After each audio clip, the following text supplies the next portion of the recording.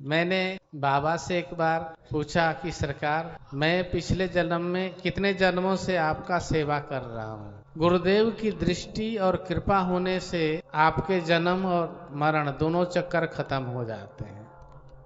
दो चक्र होते हैं, जन्म और मरण। ये बात है हमारे ख्याल से 1977-78 की। गुरु पूर्णिमा का समय था। उस समय बाबा सरकार देवरिया में सरजू जी के किनारे थे। कम से कम 2-3 हजार साधु तो होंगे खड़े थे, शाम को आरती के लिए आए हुए थे। और उसी समय मैं बाबा की सेवा में भर्ती हुआ था। 1 साल हुए होंगे। और एक बात बताएं, 2-4 साधुओं को छोड़ करके सारे साधु हमको ऐसे देखते थे कि मार डालेंगे। समझ रहे हैं? इसलिए नहीं कि हमने उनका कोई धन दौलत संपत्ति ले लिया था। साधु के पास तो होता भी कुछ नहीं है, क्या लेंगे। उनको था कि ये सरकार की सेवा में कैसे आ गए। कहते हैं ना, फूटे आंख नहीं सुहाता है। मतलब ऐसे होता था, हमको ऐसे देखते थे लोग कि नैनों से ही मार डालेंगे, इतना दुश्मनी हमारे से। और उस दुश्मनी में आज तक भी हमसे कुछ गुरु भाई हमारे नहीं बोलते, हमसे अभी भी नहीं बोलते हैं। हम तो दंडवत प्रणाम बोलते हैं, हाँ ठीक है चलो। तो भीड़ लगी थी साधुओं की और मैं सेवा में था। मैं और गोकुलदास जी महाराज दोनों बाबा के खास करीबी सेवा में रहते थे हम। अब हमारी भी महिमा बढ़ गई थी, हम भी किसी से डरते नहीं थे ना। अब महात्मा लोग सब खड़े हैं आरती पूजा लेकर के, मैं बीच में आ रहा हूँ, जा रहा हूँ। तो एक हमारे गुरु भाई थे, प्रहलाद दास जी महाराज, रामचरित्र दास जी महाराज, निरंजन दास जी महाराज और गोदावरी दास जी महाराज, वैष्णव दास जी महाराज। ये सब बहुत पुराने 100 साल 150 साल के साधु।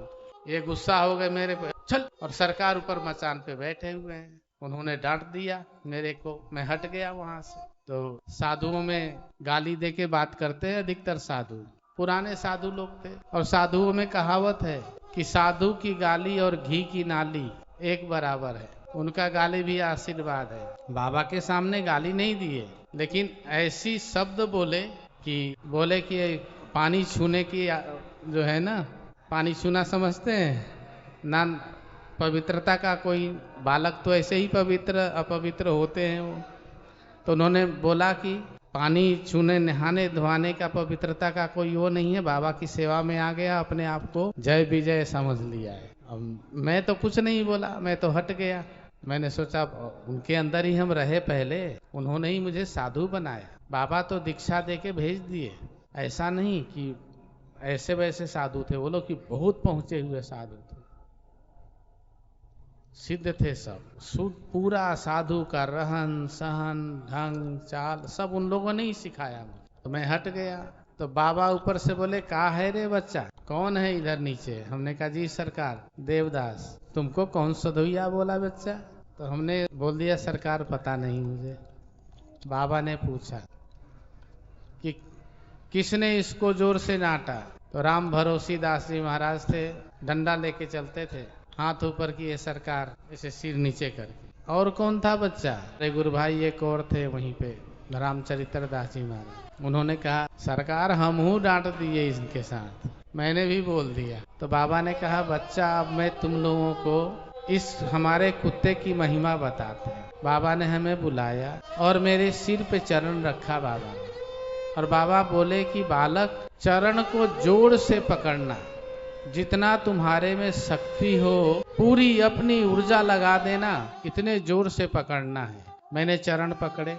1.5-2 मिनट के बाद बाबा बोले बच्चा तू कौन है और कहाँ है? मैं पिछले जन्म में चला। तो उस समय मैंने बाबा को बताया कि मैं भरत दास हूँ, सरकार की सेवा में हूँ। फिर उससे पिछले 3 जन्म तक ले गए बाबा। 3 जन्म के बाद फिर बाबा बोले बच्चा देख, साधुओं से पूछा तुम लोग भरत दास को जानते थे? बोले जी सरकार, सांप काट दिया था, मृत्यु हो गई थी उसकी।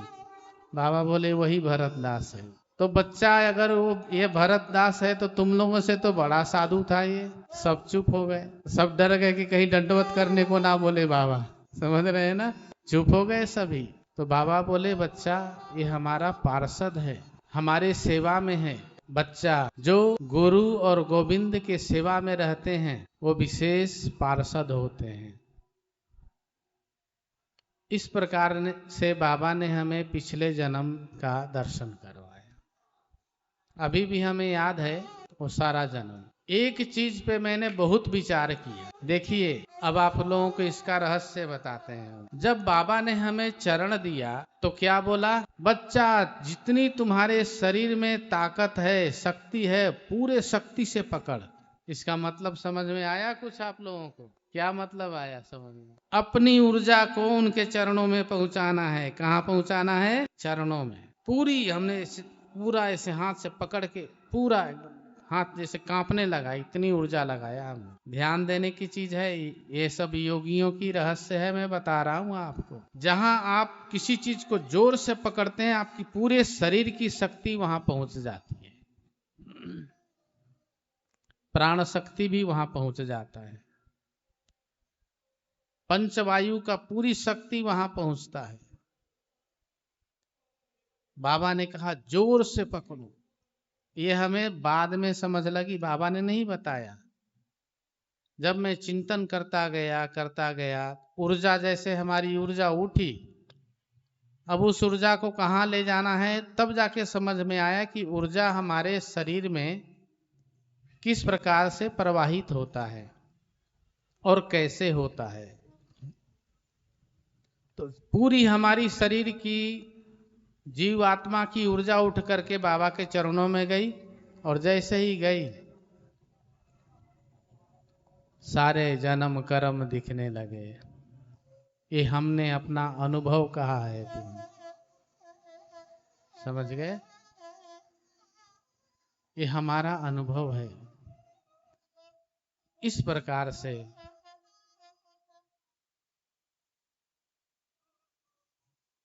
आप जान सकते हैं कि पिछले जन्म में आप क्या